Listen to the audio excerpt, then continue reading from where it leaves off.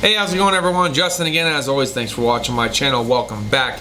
Cheers to those of you that have your beers. I hope you're enjoying almost the end of your work week. Man, I cannot wait for Friday. I've been dreaming of Friday since Monday. I just need some R&R, man. I am so freaking beat and tired. I'm trying to catch up on sleep. The kids keep me up. It is what it is. They love laying down in bed with mama and dada. You know how that goes.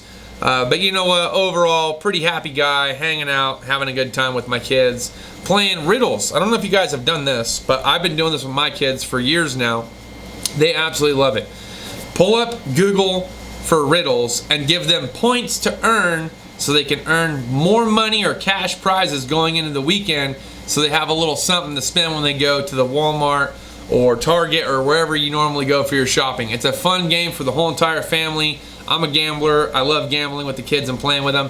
Nobody ever walks away empty-handed, but sometimes one of the kids ends up getting something a little bit better than the other one because of their, using their brain, going on that Google, looking stuff up, and then sometimes I'll cut the Google off and say, no Google search, you just got to answer it, and I have to have them think about it. So, fun game, try it out with your kids. All right, that being said, what did KOON ask me while I was at the meet, and how did I answer? We're going to talk about that today in this video. If you guys haven't checked out Clay from KOON Trucking, I'll put the link down in the description. Try to throw a little card up here in the corner for you guys to check him out. So he was asking me, hey Dow, now that you've owned the Cornwell, you've had a Snap-on, you've had Harbor Freight, you've used the Matco, which do you prefer and why? Well, here's the God's honest truth, okay? I like my Cornwell for the depth, the height, and the amount of space that I have in the drawers. True story. But most recently, I've been resting my foot on the bottom drawer, which the locking mechanism, the lift and latch, has bent itself out of place, and I never even touched it. It's just from resting my foot on it. That can be bad juju. In the beginning, I also had difficulty with the glides, and I had to have them warrantied out for at least 3 drawers.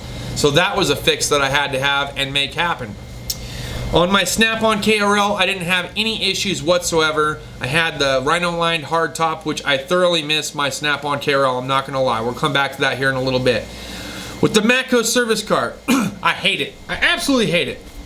The lock and latch system that it has is too finicky. It's too easily bumped. I can open and close a few drawers until the lift latch kind of goes over and locks the drawers, making it preventable for me to open them without having to move the selector switch back over to the unlock position.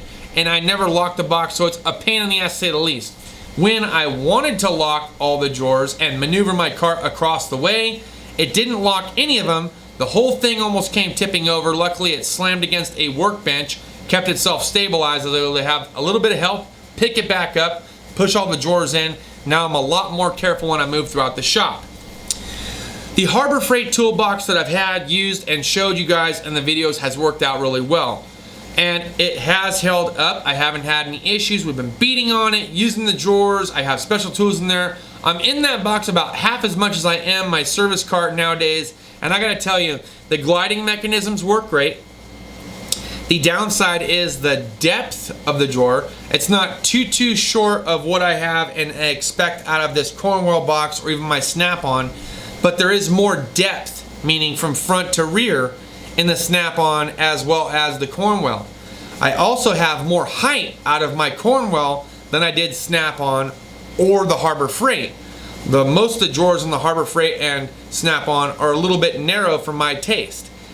One of the toolboxes that I haven't tried yet, which I thought would be a really good toolbox, would be like the Matco 4S or 5S. They have USB plug-in ports, they have AC adapter plug-in ports, they have a power bank, you can do a hard top on them. They're a rugged box, and I have seen a video where they outperformed the Snap-on Series KRL. But it is still my thought process that you get what you can afford, and you have to kind of gauge it off that. Get the best toolbox that you can afford at the time. If all you can afford is 2 Harbor Freight 56-inch toolboxes, you're not going to be disappointed.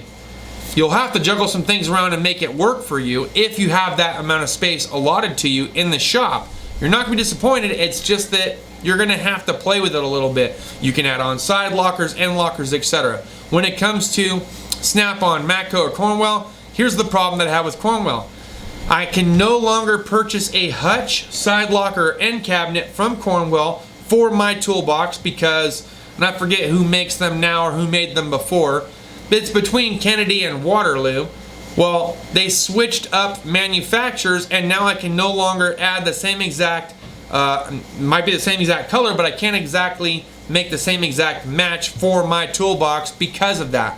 Because of that transition that they made, it makes it to where my bottom 2-bay box is the way that it is, and it will remain that way for years on end unless I decide to sell it. Not to mention the locking problems that I had and the glide problems that I had.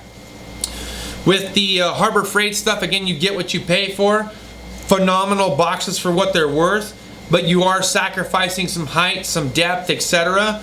And maybe over time it holds up, maybe it doesn't. So far, I've had this box for about 6 months or so. You can go back and check out the videos that I did on it.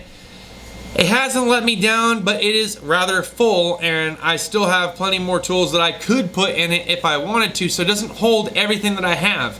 And I've thought about, what if I sold my Matco service cart because I hate it so much? Fact of the matter is, where am I going to put all the tools that I have in it when I'm at work?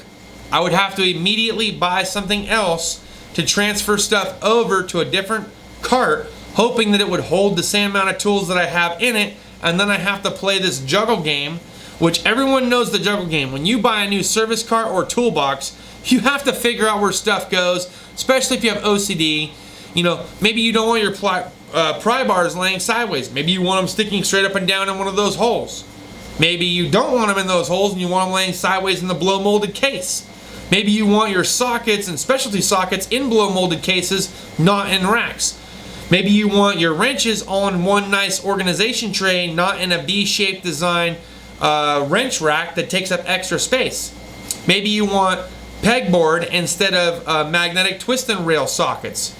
I mean, there's so many different things that you can do to organize tools. It's pretty chaotic for those of us that are actually trying to figure out how to organize a new toolbox or service cart. Am I right? How many times have you bought a new service cart where it's taken you at least a couple of weeks, if not a couple of months, of playing with it before you were actually satisfied with the overall outcome and organization? Furthermore, how about the guys that actually do borrow from you in the shop, or you've been around long enough to where they already know where your stuff is, and you change the game, now they have to get reused to which drawer goes what and whatever, and then eventually start leaving it on the top of your toolbox for you to put away. I know some of you guys are like, screw that, if you've been working in here, you had to borrow 3 times, buy it your own, etc., etc. I've heard it, okay? Some people don't like borrowing tools out to other people because it could get stolen. They don't put it back where they're supposed to be. It either comes back dirty or broken. I get it. But some people that you might work with, they actually care for your tools just as much as you do, and they're pretty good about putting stuff away as long as they know what drawer to put it in. So the reason why I decided to bring this topic up was because I was talking with Clay just a moment ago, and I was like, you know, you raised a valid point. If I had to go back all over and do the whole thing all over again, I probably would have never got rid of my KRL.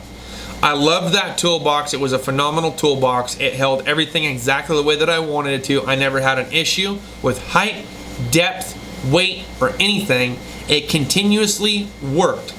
I don't have a snap-on rep now, and I went a different route with the Cornwell thing, thinking I was going to save some money and get a better box. In fact, it's okay at best. I'm not complaining about it. I'm still paying on it, but I'm almost paid off. At this point, it's hit and miss. Right now it's kind of our garage workbench. We talk about stuff here. I got my laptop, my camera, my refrigerator with my beer in it. So, you know what? I love the designs and the things that I've done to it. I'll probably end up keeping it indefinitely, but yeah, there are some things that I don't like about it for sure.